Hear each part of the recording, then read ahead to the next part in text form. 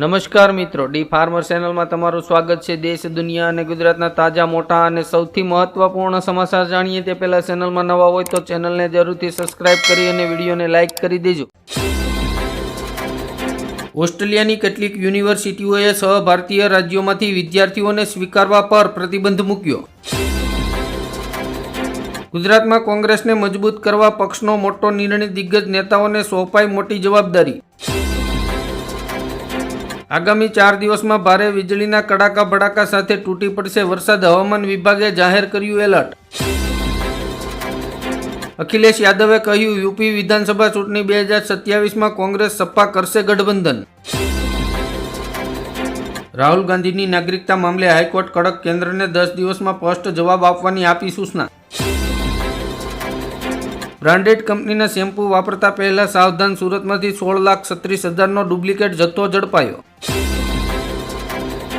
શેઠ Vadilal Sarabhai general હોસ્પિટલમાં 4 વર્ષમાં ડોક્ટરોએ 500 દર્દી ઉપર ક્લિનિક પરીક્ષણ કર્યા।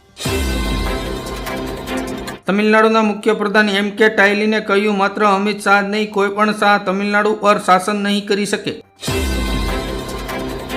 ગઝાની ભૂમિ વધુ લોહિયાળ થઈ જશે, નેતન્યાહુએ કહ્યું, ઇઝરાયલ પાસે યુદ્ધ ચાલુ રાખવા સિવાય કોઈ વિકલ્પ નથી। સંભલમાં પેલેસ્ટાઇનના સમર્થનમાં લગાવ્યા પોસ્ટર, ઇઝરાયેલી ઉત્પાદનોનો બહિષ્કાર કરવાની અપીલ। અમદાવાદમાં ઓલિમ્પિક માટે સરકારનું પહેલું પગલું, 3 આશ્રમને જમીન ખાલી કરવા નોટિસ અપાઈ। કેન્દ્રીય મંત્રી મનસુખ માંડવિયાને ભાજપે આપી મોટી જવાબદારી, પોંડિચેરી ચૂંટણીના ઇન્ચાર્જ બનાવ્યા।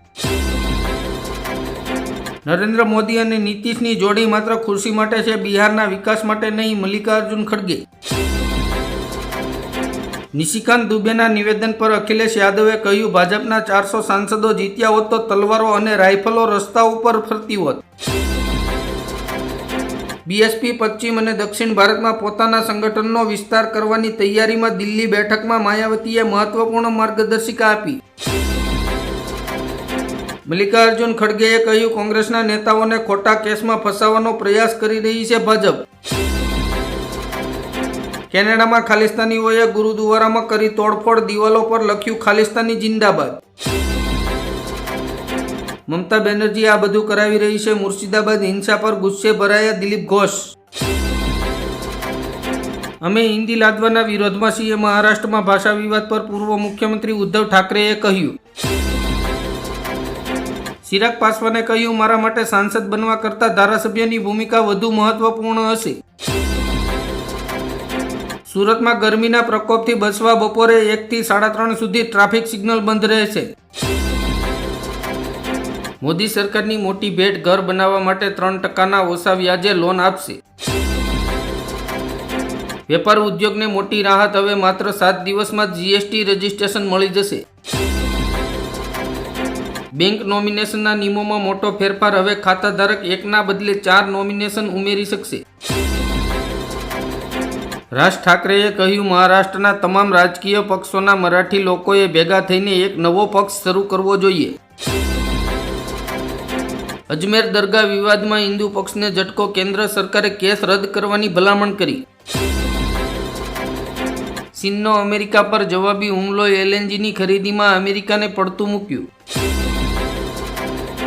અમેરિકામાં વિદ્યાર્થીઓની મુશ્કેલીઓ વધી, 1000થી વધુ સ્ટુડન્ટ વિઝા પર પ્રતિબંધ। અમેરિકામાં ભારતીય વિદ્યાર્થીઓ પર સંકટ, પાર્કિંગ, હાઈસ્પીડ જેવા નાના કારણોથી વિઝા રદ કર્યા। શ્રીલંકાનો મોટો નિર્ણય, પાકિસ્તાન સાથેની કવાયત રદ કરી અને ભારતને આપી પ્રાથમિકતા। સોનાની આયાત માસમાં 192%થી ઉછળીને $4.47 અબજ થઈ હતી। રાજ્ય સરકાર તરફથી અકસ્માતગ્રસ્તને મળતી કેશલેસ પેમેન્ટની મર્યાદા વધારીને ₹1 લાખ સુધી કરવામાં આવી। રખડતા કૂતરાઓનો આતંક, 3 વર્ષમાં દેશભરના 94 લાખ લોકો શિકાર બન્યા। ભારતે લીધો મોટો નિર્ણય, ફ્રાન્સ પાસેથી દુનિયાના સૌથી ખતરનાક 40 ફાઇટર જેટ ખરીદશે।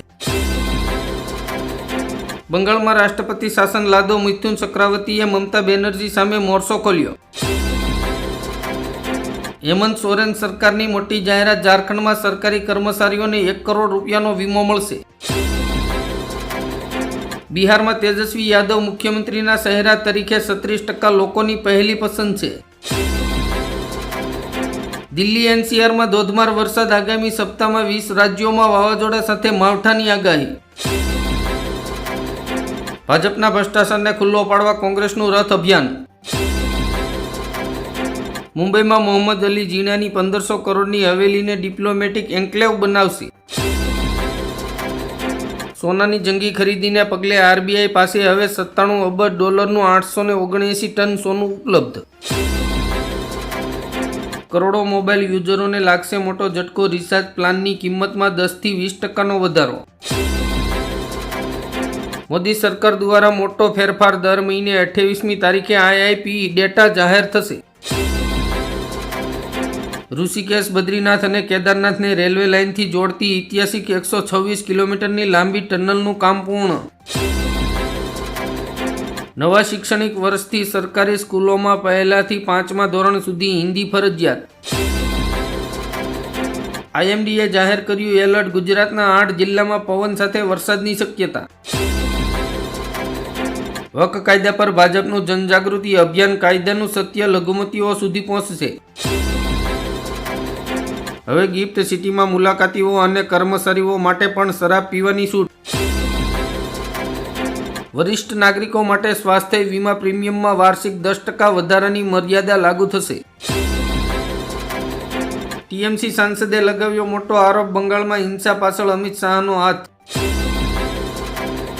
રેશન કાર્ડ ધારકોએ 30 એપ્રિલ સુધીમાં ઈ-કેવાયસી કરાવવું ફરજિયાત. જગનમોહન રેડ્ડી વિરુદ્ધ ઈડીની મોટી કાર્યવાહી, 14 વર્ષ જૂના કેસમાં 800 કરોડની સંપત્તિ જપ્ત કરી. માર્ગ અકસ્માતમાં તાત્કાલિક મદદ માટે ખાસ પ્રોટોકોલ બનાવવા સુપ્રીમ કોર્ટનો આદેશ. ગુજરાત સરકારે 31 માર્ચ 2026 સુધી સંપૂર્ણપણે ઇલેક્ટ્રિક વાહનો પર 5% સુધીની ટેક્સની આપી છૂટ.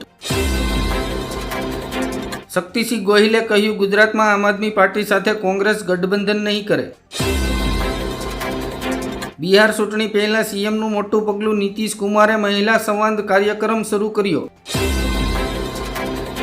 ભારત પરમાણુ ક્ષમતા વધારવાની તૈયારીમાં, મોદી સરકાર વિદેશી કંપનીઓ માટે કાયદા હળવા કરશે.